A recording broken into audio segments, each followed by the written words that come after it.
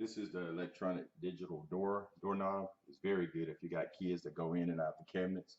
It comes from the manufacturer with the master code, which is 0123#.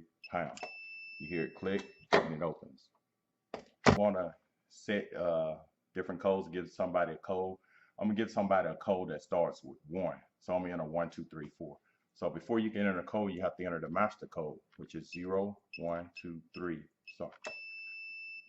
Once it stopped, now I can enter the code 1, 2, 3, 4, start. So now I got a code for 1, 2, 3, 4.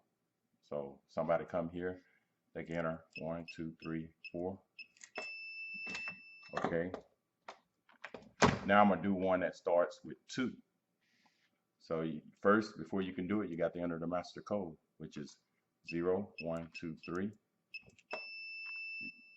Okay, now you can enter 2, 3, 4, 5. Sorry.